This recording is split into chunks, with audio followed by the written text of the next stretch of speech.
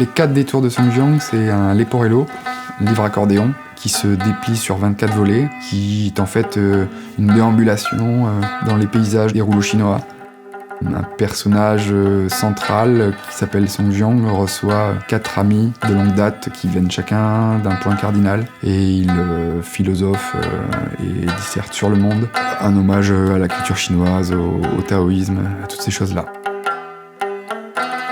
J'ai voulu un petit peu rendre hommage à cette tradition picturale, comme je suis auteur de bande dessinée en y voyant de la narration.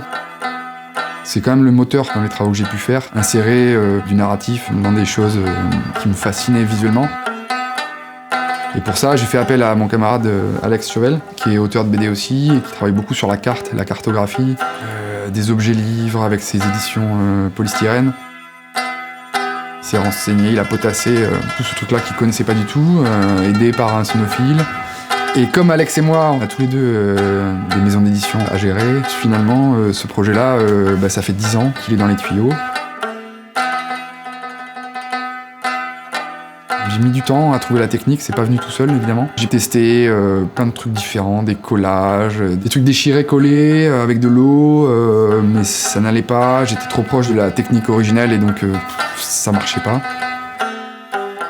J'avais ce papier en réserve, qui est un cahier que j'avais chiné à Saint-Michel. Un vieux papier, je pense à un début 20e, il a beaucoup de matière et il a la particularité d'être complètement glacé. Donc il est brillant et il n'absorbe pas du tout l'eau. Il me plaisait parce que le fait qu'il n'absorbe pas, en fait j'arrive pas à le gérer quoi. Il est assez indomptable, ça va avoir tendance à cloquer, à faire des bulles à la surface et donc la part de l'accident est énorme. Je crois que c'est ce que je cherchais, vu que je voulais respecter à fond les formes d'un rouleau chinois, mais quand même passer un peu au shaker, quoi, mettre un soupçon de folie. Ça m'a permis de partir comme ça, des décors très colorés et en même temps abstraits, quoi.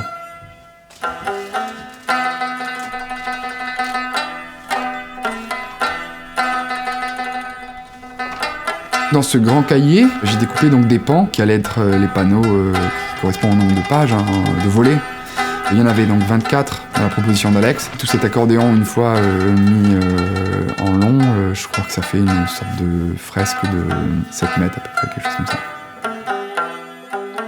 Le processus, ça a été de peindre tout ce qui est les montagnes, le décor. Pour ça, je suis obligé de déceler tous les éléments de décor, les personnages, les arbres, les maisons. Je suis obligé de les recouvrir de pâte à masquer, de drawing gum. Donc je balance dans un geste assez rapide à l'énergie le décor et puis j'enlève la pâte à masquer. Je suis obligé de tout redessiner parce que ça enlève le trait en même temps. Donc je redessine une seconde fois toutes les maisons, tous les personnages, tous les arbres. Après je repasse à l'aquarelle et au crayon aquarellable les arbres et puis à la plume les personnages. Des cloques, des taches, des espèces de réactions comme ça, inattendues. Rigole, des pots. Ici, on voit que ça cloque. C'est des bulles, les bulles créées à la surface au moment du séchage. À la fin, en fait, c'est ce que je préfère. C'est ce que j'avais pas prévu, que je préfère dans mes boulots. C'est un peu... Ça pose question. Un Leporello, voilà, ça sort du cadre, on s'éloigne des standards. Ça nous a demandé de réfléchir pas mal à comment on allait pouvoir fabriquer ça.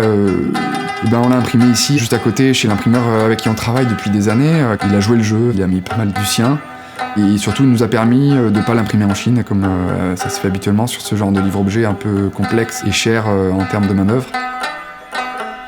Il a fallu identifier les postes et les étapes non mécanisables, qui étaient onéreuses et qui plombaient complètement le devis. Dès le départ, on a décidé de le faire en interne, nous-mêmes, sans trop se rendre compte de ce que ça allait vraiment demander. Ça a été des allers-retours de camionnettes entre l'imprimeur, heureusement, qui est juste à côté, et puis nous, avec plein de copains, de gens qui se sont manifestés pour nous donner un coup de main. On s'est retrouvés nombreux, bénévolement, à tout coller, assembler, plier. Pendant 2 semaines et demie, on a fait que ça, tout ce qui était le façonnage manuel, et qui pouvait nous permettre de le fabriquer ce livre en France. Et on a fait l'atelier chinois à Bordeaux, quoi.